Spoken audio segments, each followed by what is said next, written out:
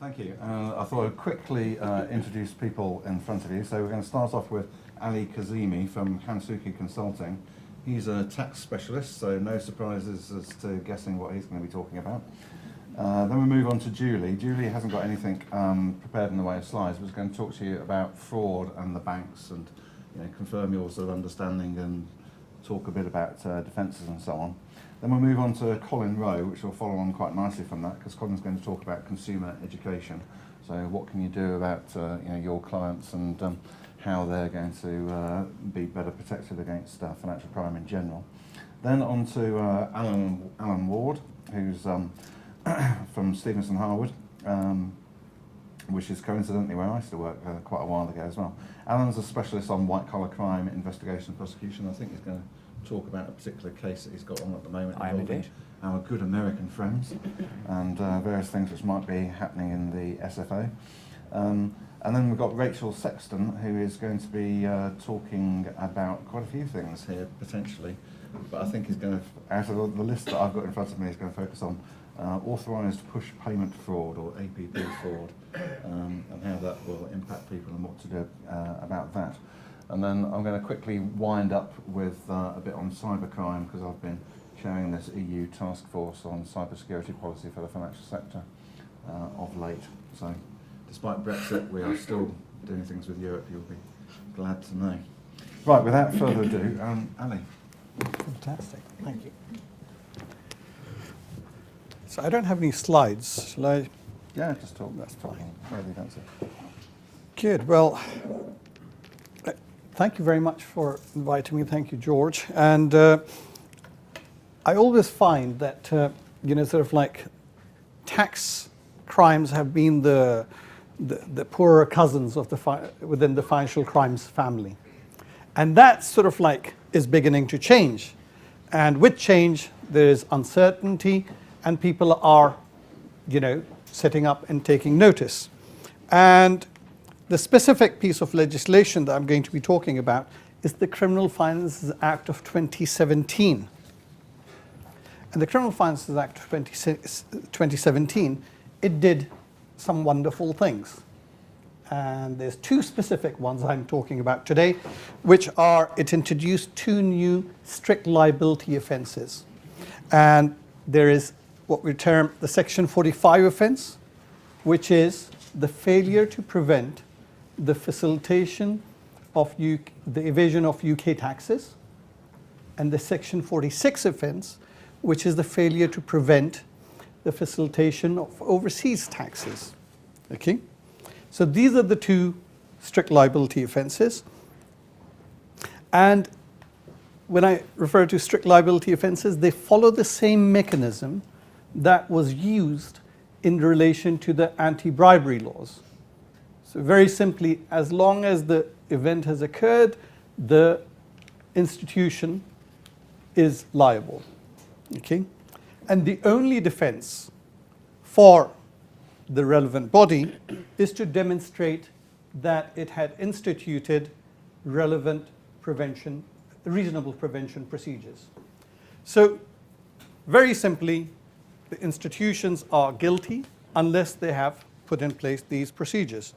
So the question, obviously, the term, the very term reasonable prevention procedures, begs the question as to what is reasonable prevention procedures that financial institutions must have in place. And to that, we do have some guidance. And again, it follows or mirrors what's there for the anti-bribery rules. These are 6 guiding principles that we have, which are, the first one, perhaps being the most important, is there must have been a risk assessment. And that's, where everything must start from. A risk-based approach must be taken, so risk assessment is very, very necessary. The other thing is there must be proportionality. The third principle, there must be top-level commitment, and I know we're going to have some of the other speakers talk about culture and so on. So that's important.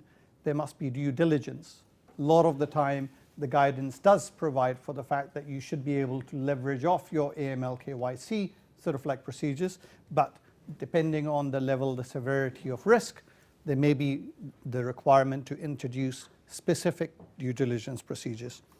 Communication and training being the fifth one, and the last being monitoring and review. So it must be a live document that must be maintained. So that, in a very quick summary of the Criminal Finances Act of 2017, specifically around the Section 45 and 46 offences. And I should just point out that there is guidance, there's HMRC guidance that basically explains or elaborates upon these two new offences that must be contended with. In addition, there was also specific guidance, industry-specific guidance for the financial services community that was issued, but it was after the go-live date of 30th September 2017. So many institutions did undertake risk assessments, but they quite often preceded the specific guidance. So it's worthwhile just looking at that guidance. That's all I was going to say from a technical perspective. I just wanted to give you a quick summary as to what my experience has been as to how ready are institutions or firms in relation to this piece of legislation. And what I find is when it comes to the very large institutions, you expect them to have got it and complied with it.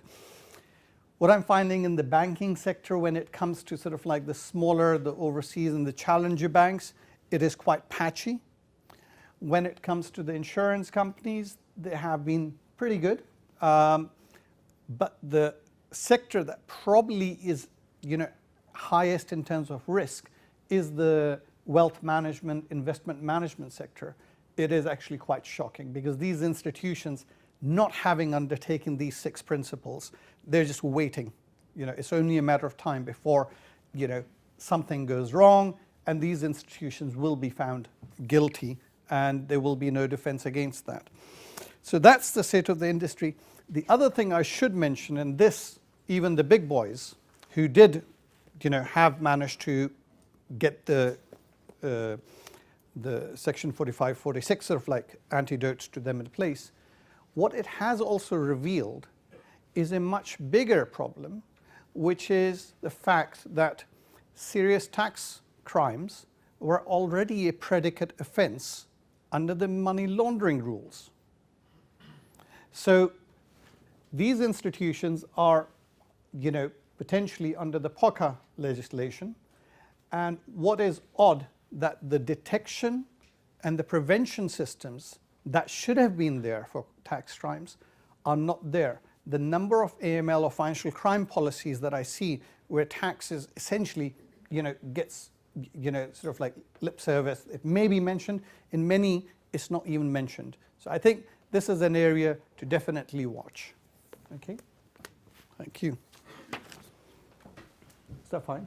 That's absolutely brilliant. I was about to hold up my you have 1 minute thing, but you've leapt in the corner. As we've still got a minute, has anybody got a burning question they wanted to ask Ali?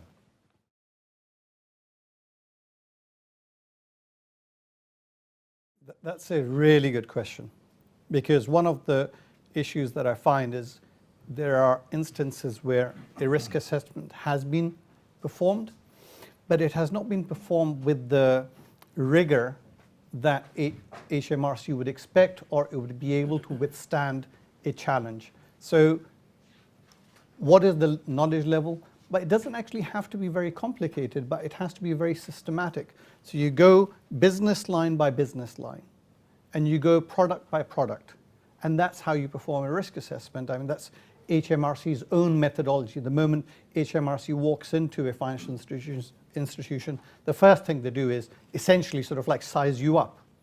And they will sort of like saying, okay, they've got a bit of a trade finance book, or they've got a bit of private banking book, and they'll sort of like immediately start thinking, right, they do, 60% of their business is with international clients. So they're sizing you up straight away. This piece of legislation actually applies across all industries.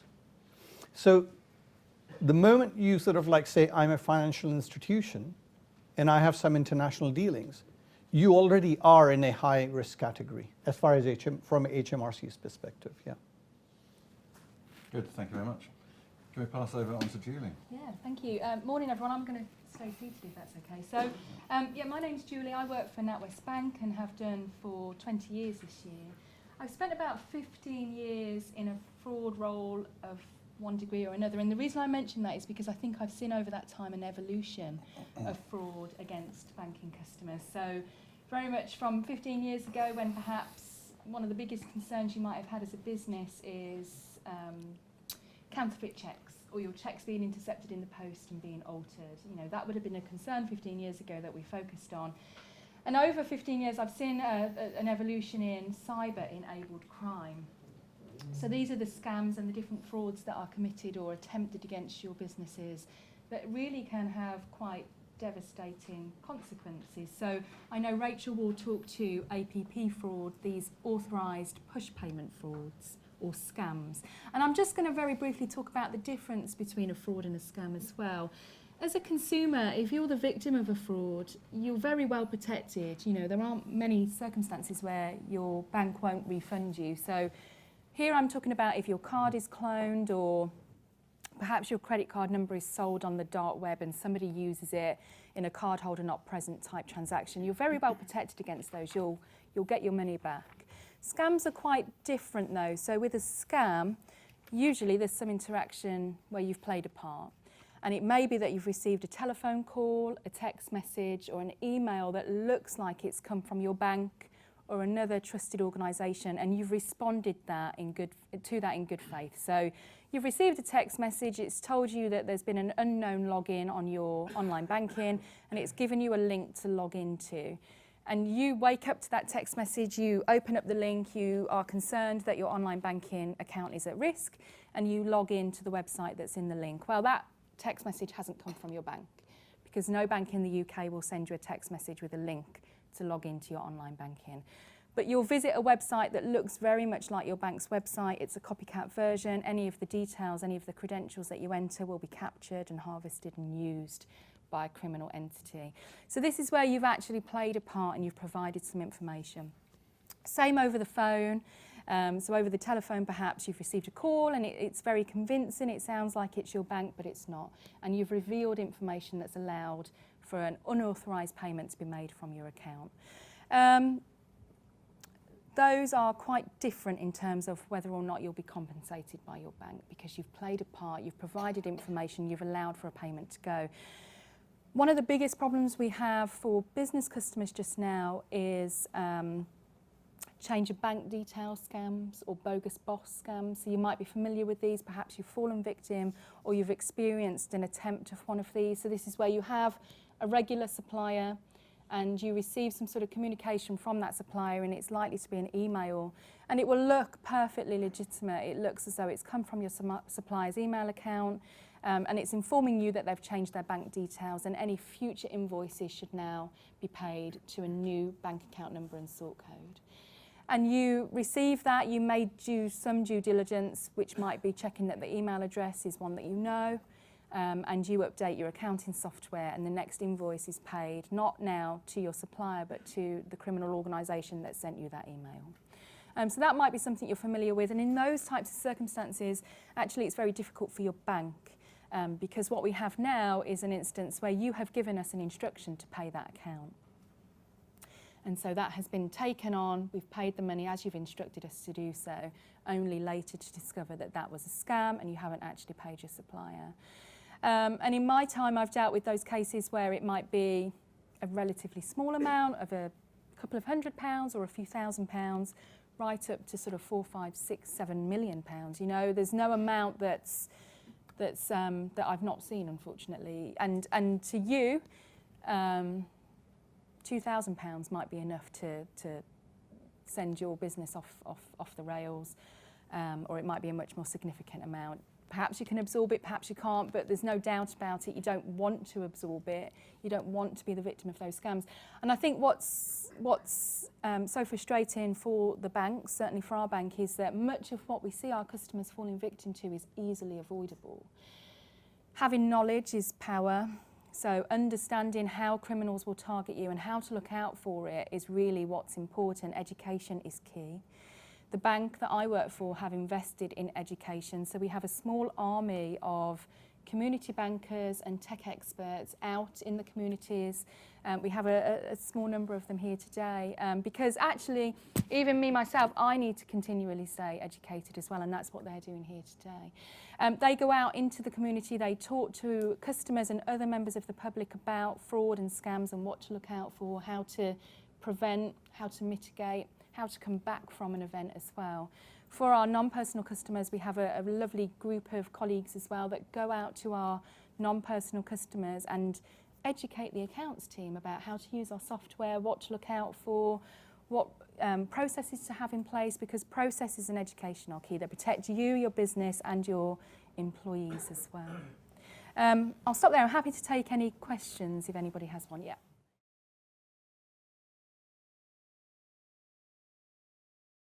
Yeah, okay, no, I get that. And you're right. So banks on the UK High Street are changing, they're evolving, and that means that actually there's less call for branches on our High Street. So our community bankers will hold sessions in libraries, in coffee shops. We go out to schools, we go out to businesses, and we provide that service because we recognise that education and hearing it from a trusted advisor is what's really important to our customers. So we make our colleagues available. And they serve the community wherever that may be and wherever the need is. So even if a branch has actually closed down, there will still be representation in that area. And our community bankers actually will go to customers' houses. You know, there's nothing they won't do from that point of view. They offer a really wonderful service, yeah. Good. I'm going to cut questions until the end, if you don't mind, and we'll sit on them, but we will come back to them. But I'm conscious of the time and we do need to move on, and that question leads very nicely into what Colin's going to talk to us about consumer education. Right, so, yes, my name's Colin Rowe. I work for what was the Money Advice Service, now Single Financial Guidance Body. So we've been doing a lot of work with groups like the FCA, Action Fraud, City of London Police, trying to standardise in a way information about scams, helping consumers avoid being scammed. And this is such a big issue, and I think sometimes people don't realise just how big it is. So I just found a few stats online. In 2018, there were 10.9 million pension cold calls, and that's a ridiculous number. There were 60,000 HMRC phone scams. 197 million was lost last year to investment scams, and £87,000 is lost per day on binary option scams, which mainly target the under 35s on social media. That's encouraging people to invest in things like Bitcoin and other things like that. But it actually gets worse when you start looking at the knowledge that people have. From the Money Advice Service Financial Capability Survey last year, we found roughly half of all adults across the country are not confident about protecting themselves online. Now, we also did a listening exercise with a company called Brandwatch, looking at people's social media interactions, particularly when it comes to scams, particularly if they had been scammed. And what we found was that most people are really not interested at all in learning about scams until they've actually been scammed. And this creates a huge problem. You've got a huge chunk of the population who's not interested in learning about scams, but still see themselves as being at risk. Now, that's obviously going to create a serious problem, and it's actually got very little to do with a lack of information. If you search how to avoid scams on Google, you get roughly about 10 million odd results. That's worldwide, admittedly, but the information's still largely accurate. Now, let's move on to page 2, sorry. So now this obviously creates a problem. We've been a lot of stuff about APP scams, particularly in the magazine. And this sort of highlights exactly the way which scammers are operating. Now, if you've got suddenly get a phone call off your bank saying your account's been compromised, you've been hacked, there's potential for you to lose all your money, transfer your money into this safe account, which is something a bank would never do, you're probably going to panic. And you're not going to take that time to log on to Google and do a quick search, is this a scam? It's just not likely to happen. There is also, of course, an issue around right place, right time information. So making sure that there will be a moment, a window of opportunity when people are interested in learning about scams. And it's important to get that information in front of people at that right moment. Now, as other people will probably say, there is an element here of prevention being better than the cure. If a consumer can learn the skills to avoid scams, then that just creates a much better environment. It makes life better for the banks because they're not having to deal with consumers who are losing money.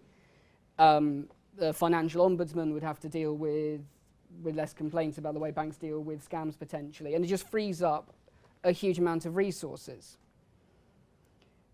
Now, a lot of people here will probably be under the impression that say scams are evolving so quickly. How can you have a standardized level of information? And it certainly is true that scams have changed a huge amount over the last 15 years. I hadn't even thought about the idea, of course, 15 years ago it was people forging checks, which of course simply wouldn't exist anymore. But at the same time, the basic principles for avoiding a scam don't really change. A scam is going to want you to do one of two things. As either give out information which you shouldn't be giving out, so that's your PIN numbers, your passwords, things like that, or they're going to pressure you into making a decision which no legitimate organisation would ever ask you to make. Like I said, moving money into a safe account or through APP. So these are, essentially there is a list of things which people can do, and the rules are the same regardless of the scam, regardless of whether it's on the phone, on email, on text message. Is don't give out your personal information, don't believe cold calls, don't click links in text messages. And some of it's just basic online security. Don't use public Wi-Fi, don't overshare on social media, don't use the same passwords for multiple accounts, keeping your operating system and antivirus software up to date. All of these things, probably almost, actually, hopefully some people in here are more savvy when it comes to scams than the general public, but these are things we're all guilty of. But of course, it still leaves the question of how you're going to make sure that people are actually interested in the message. And I think the secret here is to appeal to people on a more personal level. The average person on the street doesn't think that they will get scammed. They think they're too clever to get away with it. They probably also think that anyone who does get scammed kind of had it coming to a certain extent, even if that's not particularly fair, but it's probably the prevailing attitude.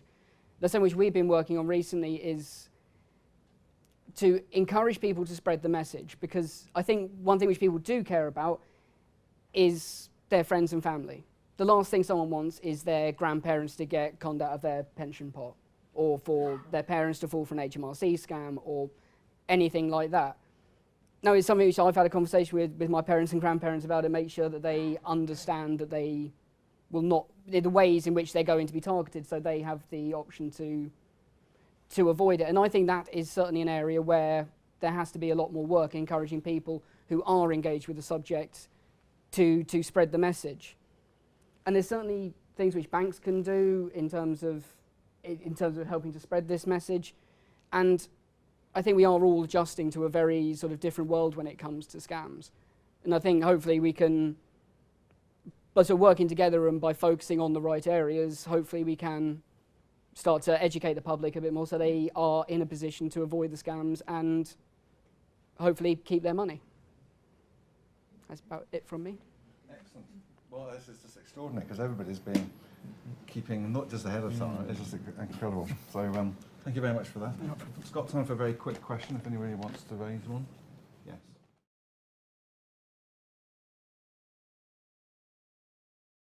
There's no accident in that, you know, that's part of the con, and that's simply what it is, it's a con. So it's understanding, I think, having a knowledge of what your bank will ask you to do and won't ask you to do is quite crucial. So as Colin alluded to there, the pressure that's applied sometimes would never be applied by a bank. So that sense of urgency that you have to do this right this moment isn't.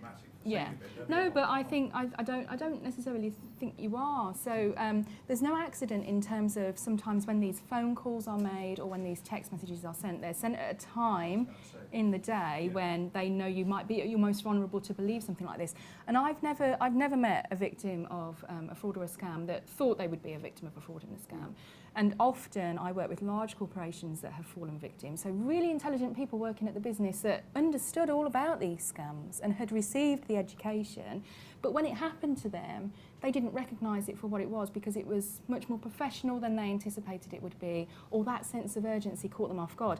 And actually if I can just give you a very quick quote from a victim. Very quick. One guy who works for the Bank of England, fell victim to a scam over the phone, and he said, I put the phone down and it was like I'd woken from a coma.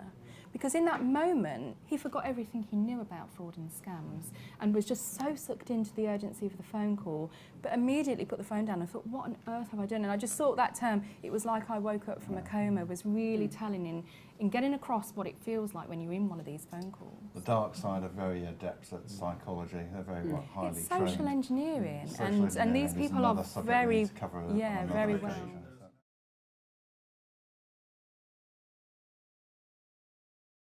Read a book on internet psychology. There are quite a few out there, and it talks about how it's changed and what the measures are that you can introduce to prevent against that.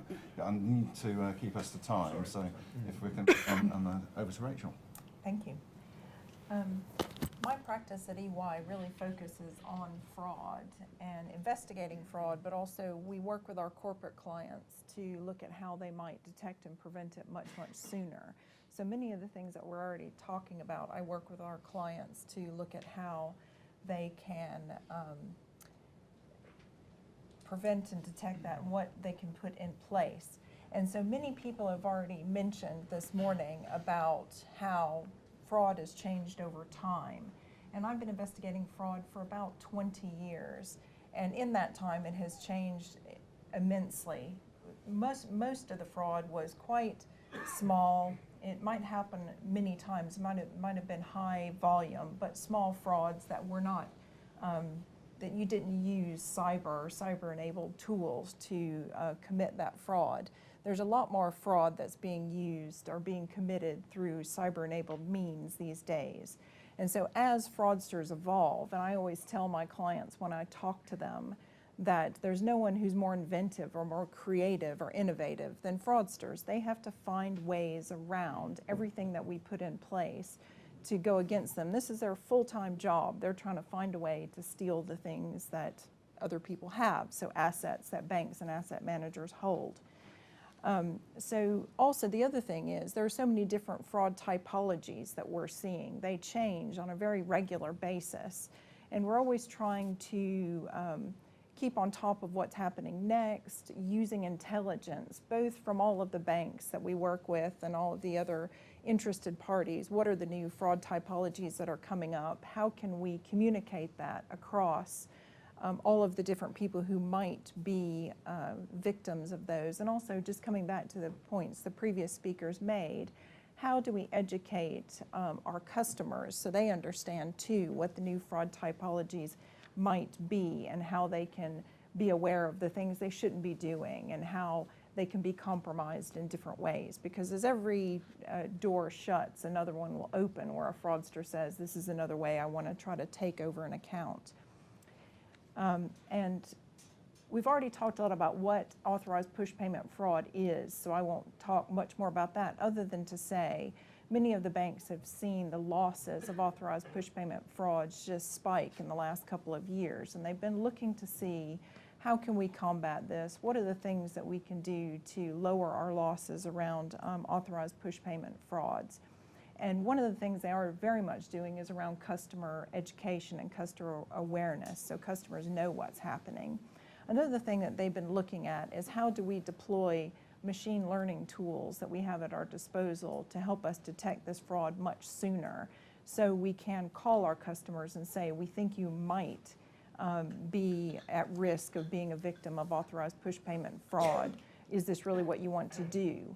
And you may have read that there are some cases where when or even when you log on to your online banking application, when you want to make a payment to someone you've never made to one before, it will sometimes ask you, is this somebody that you know, and do you know you want to make this payment? So the bank's already taking a lot of steps to try to identify authorized push payment frauds before the losses happen, rather than then trying to reimburse customers afterwards.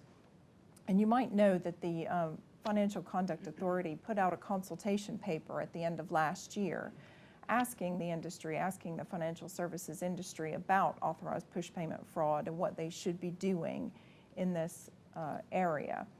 And there's a lot around identifying when a customer has had a role in that scam, what they have done, what information they have given away, and then how should they be reimbursed.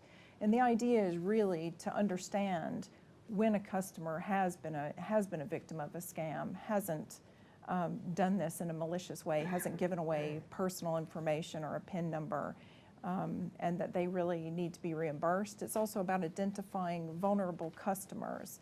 So if somebody is vulnerable and they've been, their emotions, for example, have been played upon and they have become victim of a scam, that reimbursing them appropriately is very important. And the regulator, the FCA, but other regulators want to understand how are consumers being protected to make sure that they are protected when they are a victim of authorized push payment fraud. And there are a number of tools that have come on as the fraudsters have gotten more sophisticated. Our tools against them have as well. So there's a lot of machine learning that is learning about customers, how customers behave, what is their regular pattern of behavior, how do they log into their accounts, what are the things that they do, and it builds a profile of you as a customer to then see when you do something outside of that, how do we know that could be a fraud, if there's some way the bank should intervene. And machine learning, while it's not as sophisticated as we would like for it to be, it can learn from past behavior and give some good indications of issues. And so I think we'll see a lot more happening in that area to combat fraud and make sure that the losses don't get unsustainable around authorized push payment fraud.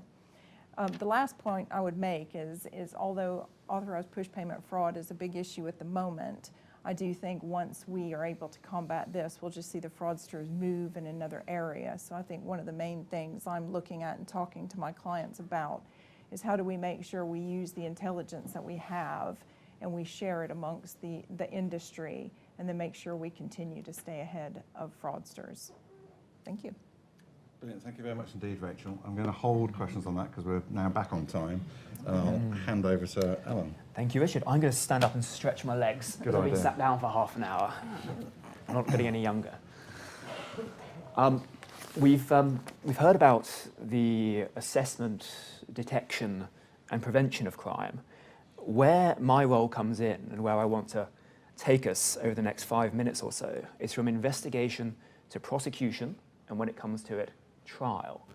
I am a solicitor at Stevenson Harwood, and my job involves acting for individuals and companies who are prosecuted by agencies such as the SFO, the FCA, and increasingly the US Department of Justice.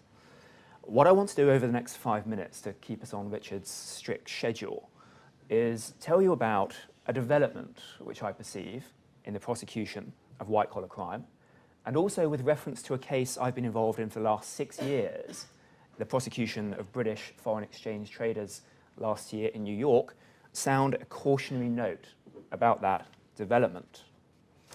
So the development, first and foremost, it won't have escaped your attention that for coming on 6 months now, we've had an American at the head of the Serious Fraud Office. Her name is Lisa Osofsky, and she is a former US federal prosecutor.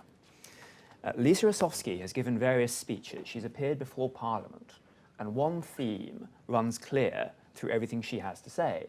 She's very interested in applying her learning and her experience of American prosecution to the British system. And one thing in particular she's very interested in is the role and place of cooperating witnesses. When Ms. Osofsky speaks about cooperating witnesses, she quite clearly has in mind someone who has criminal liability, but who the prosecutor strikes a bargain with. And the bargain goes, we won't prosecute you. Now that's one hell of a thing, but in return, you're going to give evidence for us. You're on our team now. This happens in the UK. There is legal framework for it. It happens exclusively, I think I'm right in saying, exclusively in gangland violence cases. What our National Crime Agency will do in those cases, if they have to, is give an immunity to, say, the getaway driver in order for him to give evidence about who pulled the trigger. Very, very different factually, considerably less complex than white-collar crime. In America, the position's quite different. In America, the cooperating witness will be, in my case, which I'll tell you about in a moment, an investment banker who is in the chat room with the people who are now the defendants. Very fundamentally different, and as I'll go on to describe, very fundamentally flawed. So let me tell you about my case. I've been involved for 6 years defending a man called Chris Ashton. All of this is in the public domain. I'm betraying no confidence. Chris Ashton was an investment banker and a foreign exchange trader at Barclays. And for very, very many years, he had a trading platform, a chat room, a Bloomberg chat, with 3 others at banks, including UBS, Citibank, and JP Morgan. The 4 of them every single day would exchange information about what they're trading, and they would try and transact with each other. In 2013, you may remember, headlines broke. So we'd had the LIBOR scandal. We've now got headlines in 2013, foreign exchange markets manipulated.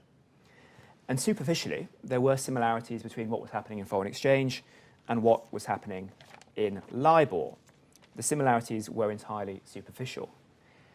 What happened was our chaps were suspended from work in 2013, and they thought they would be subject to regulatory proceedings in England or at worst prosecution by the SFO. Then, much to our surprise, on the 11th of March 2017, the DOJ swoops in and says, you are now under federal indictment. 3 of you. 4 in the chat room, 3 under indictment. You can see where this is going. Our chaps resist fighting extradition. They could have fought the extradition fight, like the NatWest 3, but no, they were so adamant that they were innocent, they travelled to New York to clear their name, and the trial took place last October.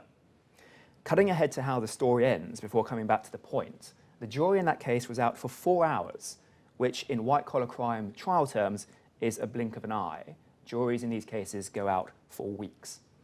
And why was the jury out for 4 hours? Well, because the entire prosecution case, in this case, was based on the evidence of the cooperating witness, the 4th man from the chat room, the man who set up the chat room, the man who'd been in it for the longest, the man who used it most actively. Now, if you're the prosecutor and you believe something is wrong with this chat room, the person most blameworthy is the person who became the cooperating witness. And the entire prosecution case became the cooperating witness's narrative of what happened and why it was wrong. And he received complete immunity. His former colleagues and counterparties stand trial. He stands in the witness box.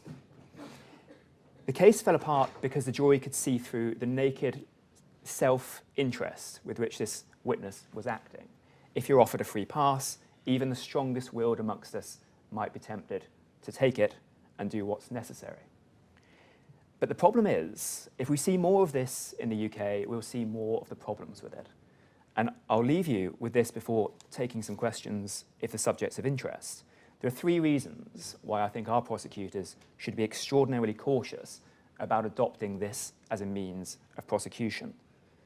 Firstly and foremost, it cannot serve the interests of justice to give the most guilty a completely free pass. That is squarely what happened in our case.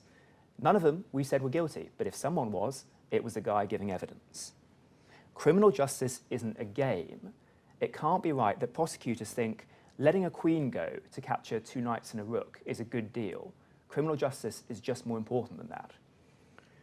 Secondly, there is an obvious incentive when you are immunising a witness for that witness to do what it takes to get the immunity deal. If the prosecutor leans on you and says, we're so close to being able to give you the immunity deal, but if you could just tell us a bit more about the agreement you had with your colleagues, suddenly, oh yeah, the agreement. Yeah, we had an agreement and the agreement was to do X, Y, Z. The facts become a matter of construction and convenience. And finally, I told you what the outcome of our case was. It fell apart. The jury saw through the incentives that this witness had been given and disbelieved what they heard.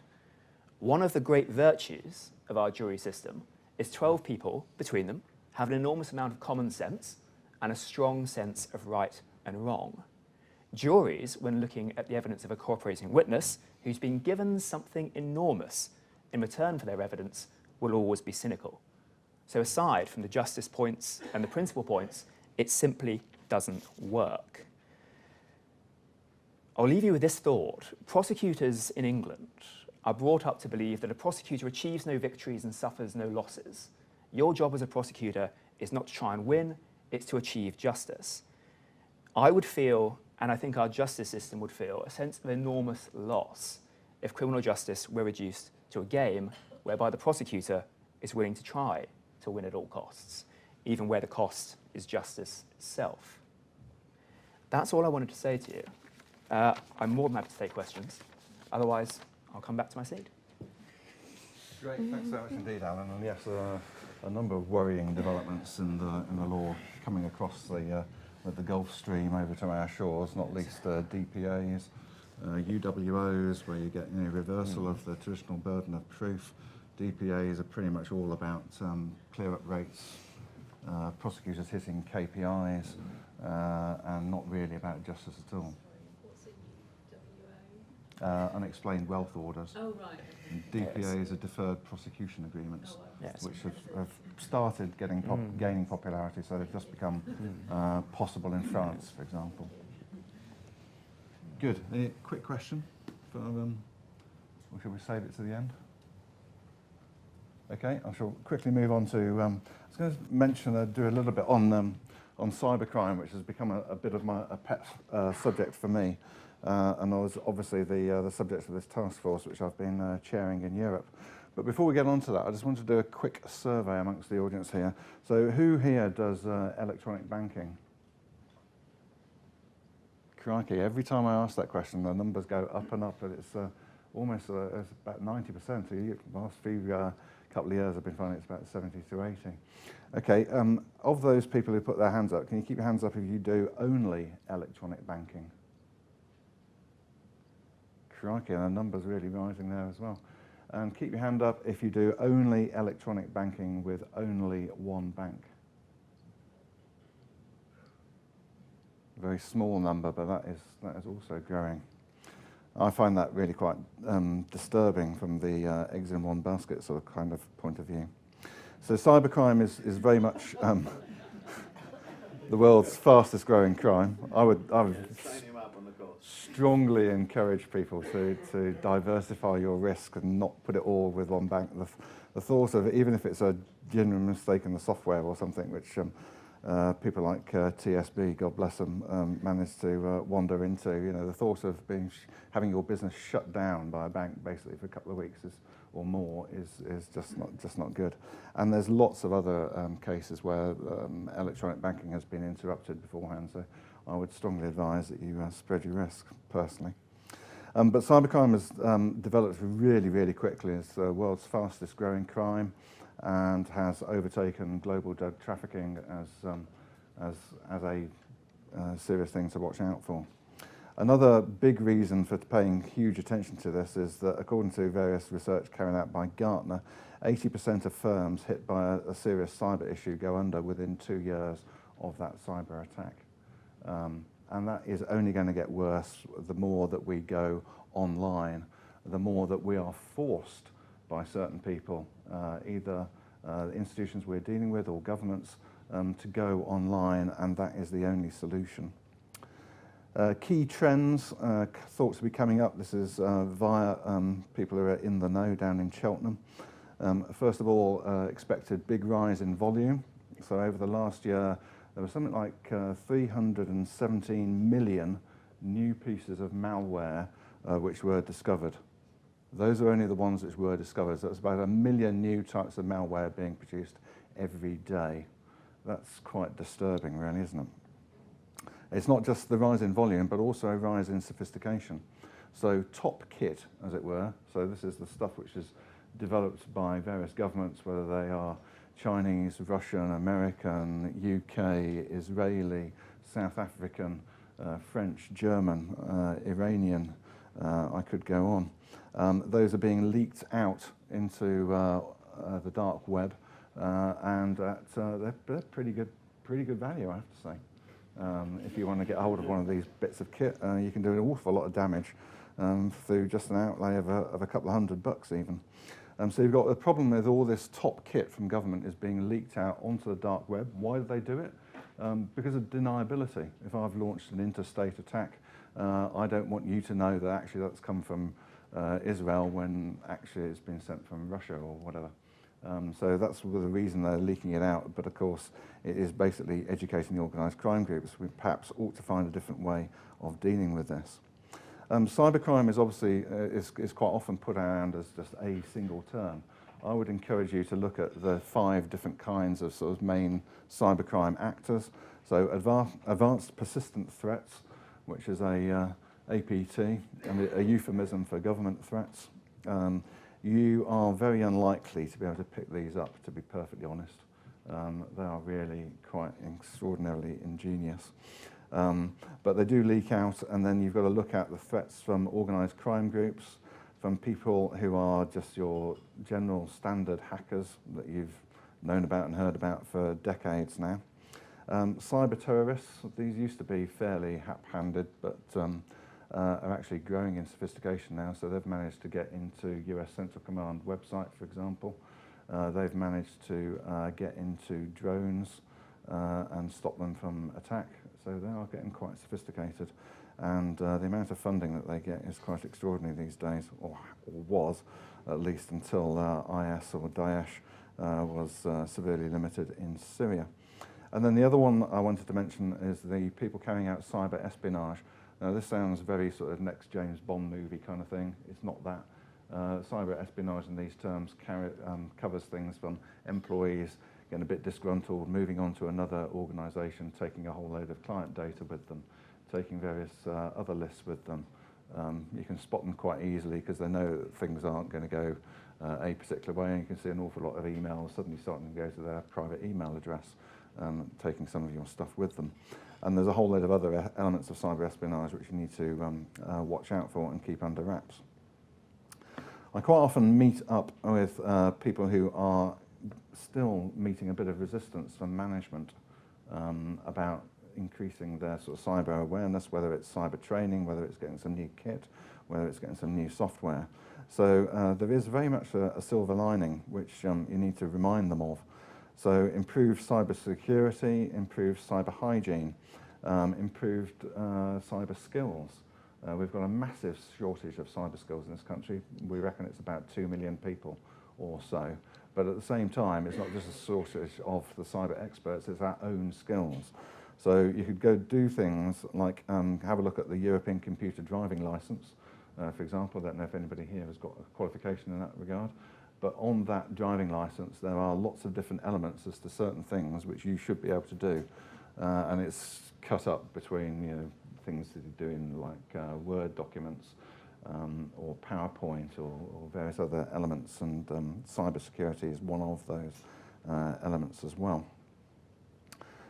We also see improved databases, so GDPR, although there's a lot of gnashing of teeth, one of the best things that's happened with GDPR is encouraging people to clean up their databases, and that leads to being able to generate better business, get rid of those people you were sending a whole load of stuff to who have died about 15 years ago and you haven't really noticed. People who've moved, some people whose businesses have gone down, other people who've set up new businesses where you could have, had you stayed in touch with them properly, ended up making more money out of. So, predictions for the coming year. I think we're going to carry on seeing an increase in crime, espionage and sabotage. There will be a spate of more major incidents. We don't know whether we're going to get to what's called the big one in cyber terms. We've seen elements of that with the NHS being hit, with the Spanish transport system being hit, and the fear is that somebody is just trying these separate elements out before bringing a whole country to its knees, which in cyber terms is going to be eminently possible.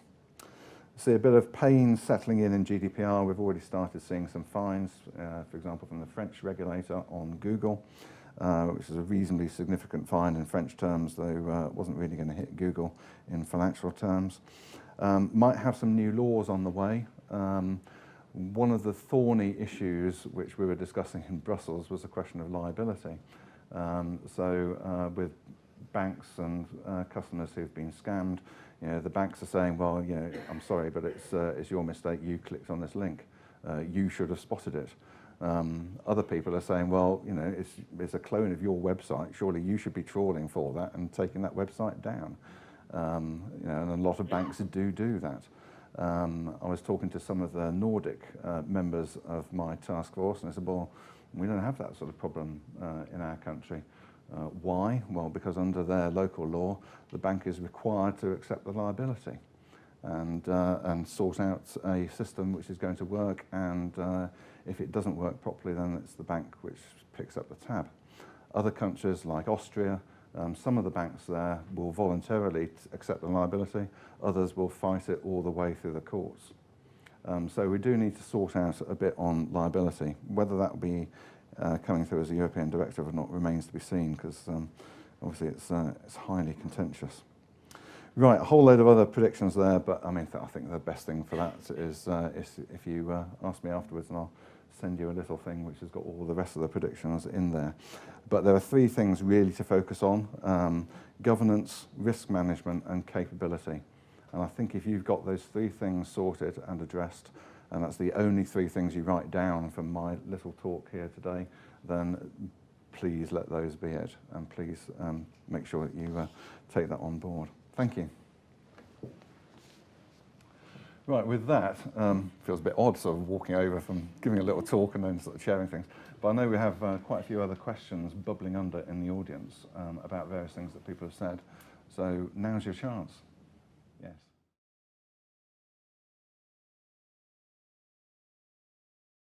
Yeah, it's a question I get asked a lot, actually. So KYC applies to every bank on the high street, as well as investment firms. There's still a requirement to know who our customers are, for them to present sufficient identification at account opening, be that a passport or a photo driving licence and utility bills. The problem we have is with something called mule accounts and mule herders. So when a payment is made electronically, it will typically go into a mule account. And what I mean by that is we have campaigns where we talk to young adults in particular about them being approached to allow their bank account to be used to transfer the proceeds of crime.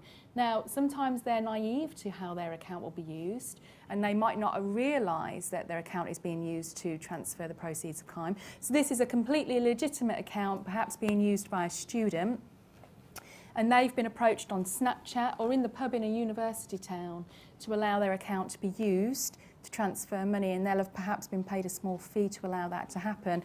Like I say, sometimes there's a sense of naivety to how their account will be used, and that's what it's being used for. Sometimes not. Sometimes they're absolutely clear about what their account will be used for. There are other victims as well that can believe they're performing a job and are receiving a salary.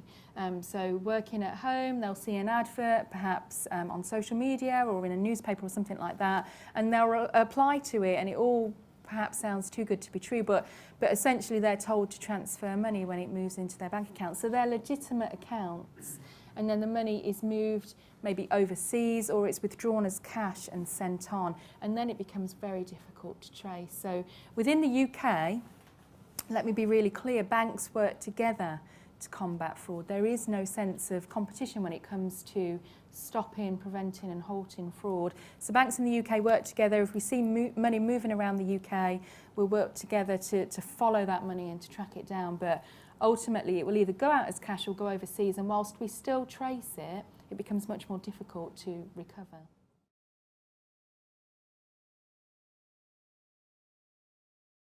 So for people that are mules, they'll certainly end up with a CIFAS marker, most likely, so it makes it very difficult for them to get finance products in the future, or perhaps to get insurance or a job that they want. In terms of prosecution rates, I've no idea. Certainly I know that mule accounts are prosecuted. I think the thing with mule accounts is sometimes it can be vulnerable members of society that are targeted in that way for their accounts to be used like that. Perhaps people that are looking for employment, or people that are not particularly savvy, and that might be down to their age because they're quite young and they're very trusting of something they see on Snapchat or social media, or the reward just sounds too good to to avoid. So there's a lot of promotion that we do. We do it on our social channels. We target it towards young adults and also to the parents of young adults as well. I think one of our most successful social campaigns on Facebook this year has been around mule accounts. And actually putting on our social accounts what the approach looks like. So what the language that's used when people are encouraged to sign up for these things. It's a problem. It is a problem, no doubt. If I could just add two things as well, is one of the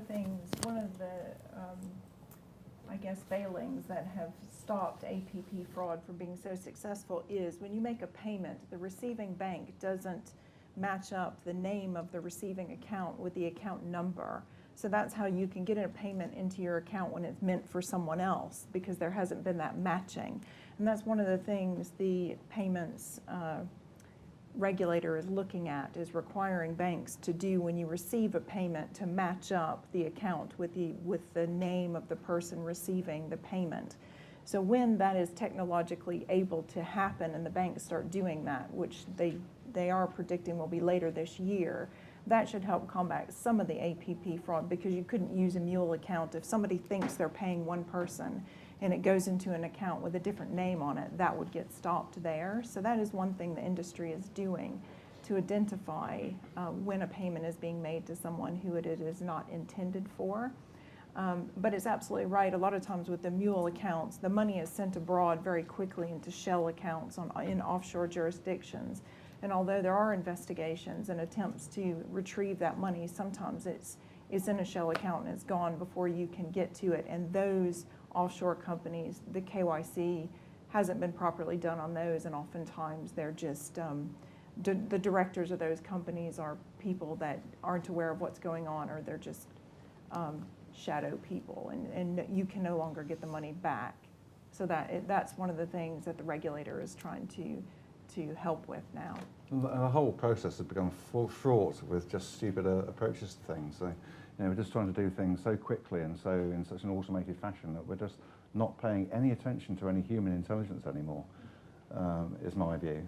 So, when you go down a pub and one of your mates introduces you to somebody else for the first time, do you ever ask to see their passport and their utility bill? No. Nobody's ever done that in their lives. How do you get to know people? You need to look at below the identity iceberg, which is, the top bit you're required to look at, a passport and a utility bill. That is a tiny, tiny bit of, of knowing who somebody is. Yes, sorry, right at that.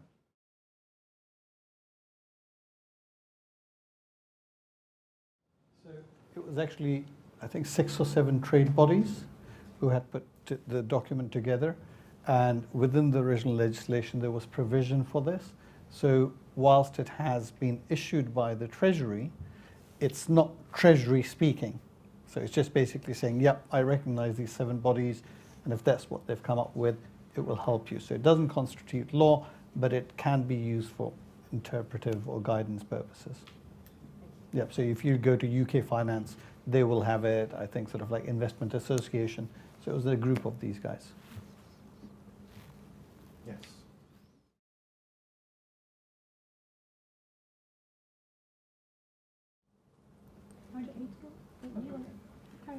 Oh, thank you. You make a good point. One of the problems I think that fraud presents is because there are so many different ways that fraud can be perpetrated by internal people in the organization, external people, third parties.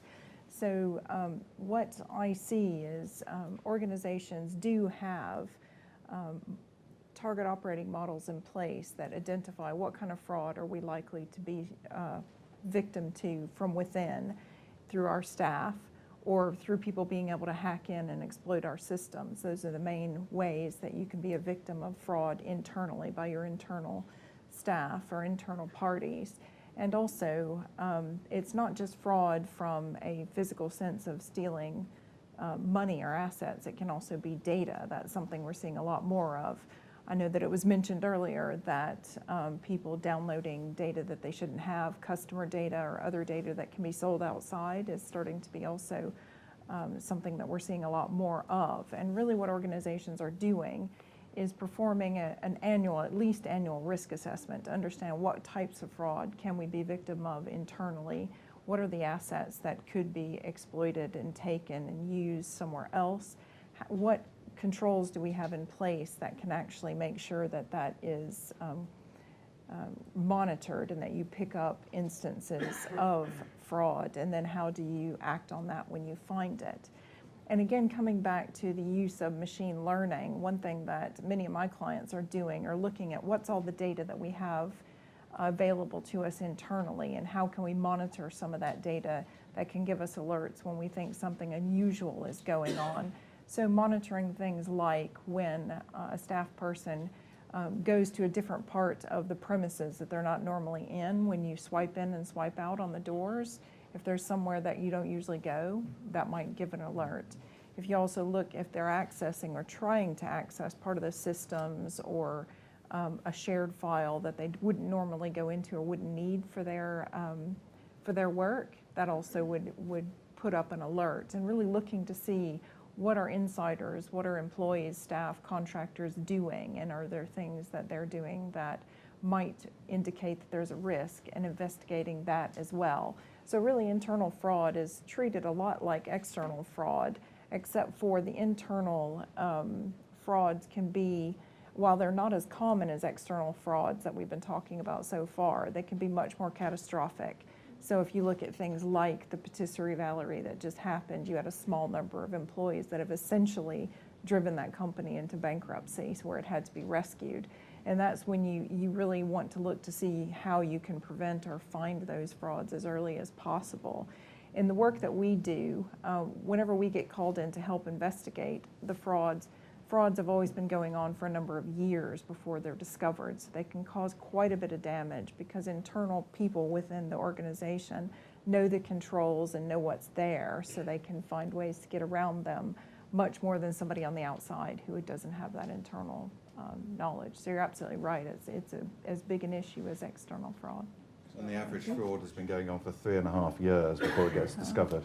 And I think the figures show something like 20% of them are uncovered by the disgruntled mistress passing on various bits of information. So, and another big thing to watch out for is that most, in fact, if not all, organised crime groups always try and make sure they've got someone on the inside. I don't want to encourage a witch hunt within your organisations, but they are very likely to have planted somebody inside. And they do their research very well, so they know who is having real problems paying the mortgage and needs a bit of extra support in return for a bit of information about how the compliance systems work, who is in what position, who has sign off on certain things, because they know as well that the way that compliance is dealt with in Morgan Stanley is not going to be exactly the same as it's dealt with in RBS, is not going to be the same as something else, so they need to have some inside knowledge. Actually, just linked to that, may I ask you a question of Alan, which is the whole idea of you've shown the light upon what regulators are doing or authorities are doing, is the use of stolen data by regulators. I mean, do you have a view on that? What immediately comes to mind is MPs' expenses. You remember a few years back, this is probably 5 or 6 years back now, and the difficult issue in those cases, some of which I acted for members of Parliament in, was the extent to which a prosecutor can rely on data which is stolen. Because the MP's expenses were stolen from Parliament. Now, the answer is that a court has a discretion as to what evidence is admitted and what evidence isn't. In America, the rule is very clear-cut. They have what's called fruit of the poison tree. If your evidence is the fruit of the poison tree, it's not admissible. Here, a judge has a discretion to decide what the interests of justice require. And in those cases, when the writing went on the wall that the judge was going to let this stolen data in, a lot of guilty pleas followed. So the answer in those cases was stolen data was allowed into evidence. One can see in most cases, if the stolen data amounts to the key evidence in the case, similarly it being admissible. I wouldn't particularly fancy trying to keep out the evidence, to spin it around, which goes to the heart of a fraud, just because it's of dubious provenance. I wouldn't much fancy that argument for the defence. Does that answer the question? Yeah, I'm just interested that authorities would want to pay money to encourage the very thing that Yeah. we're trying to dissuade. Different point. So so if an authority had paid money, if even an undercover police officer, for example, in a common or garden fraud had paid money to get hold of this of data, then that we would say would be an abusive process. You can't, police officer, commit another crime to prosecute the first crime. So that I'd be more comfortable arguing for the defence on. But generally speaking, evidence will go in if it's relevant and probative. But as soon as there is any misconduct on the part of the authority, then the case goes away quite quickly, as it should. Time for another quick couple of questions, maybe? Yes.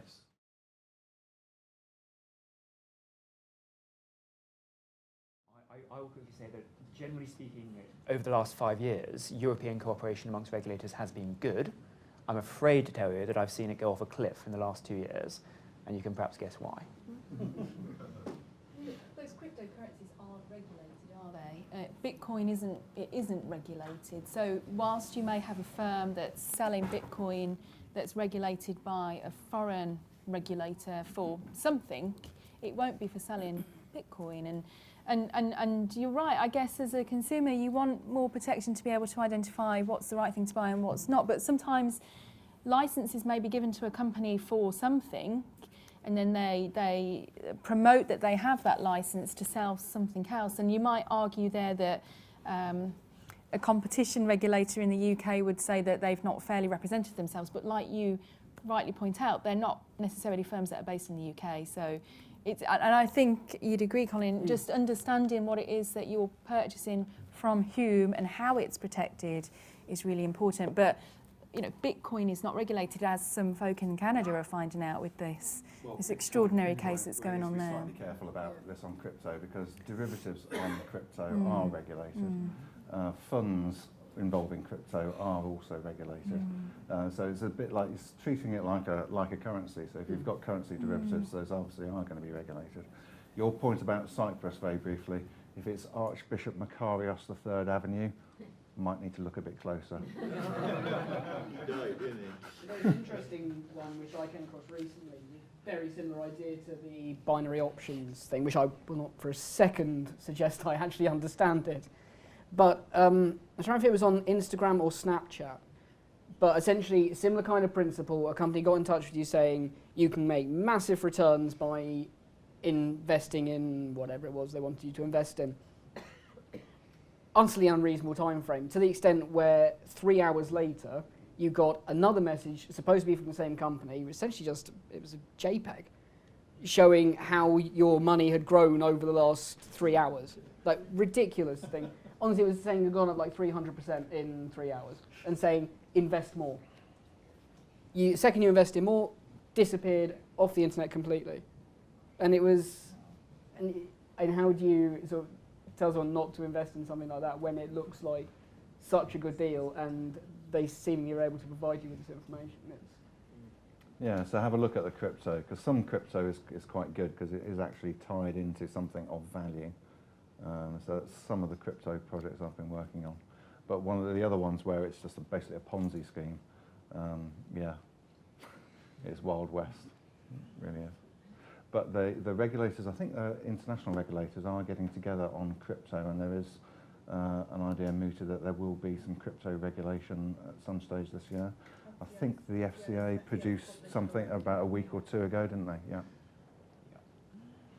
Okay, good.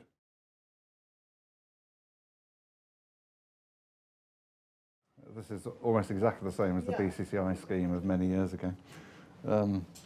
George. That's particularly alarming. Look, we could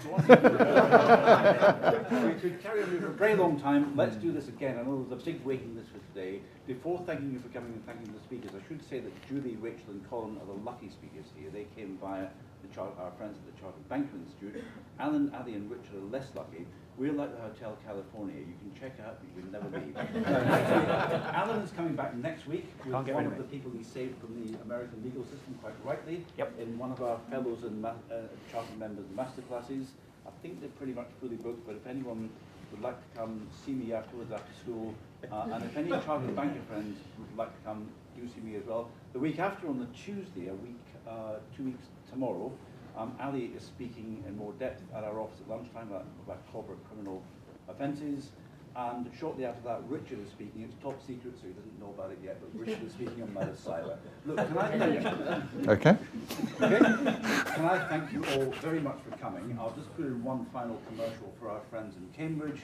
Highly recommend you do look at the programme when it comes out next week on the Crime Symposium. Thank you very much to the Chartered Banking Institute for partnering with us. Thank you for coming today. And thanks most of all to our great panel of speakers. Thank you.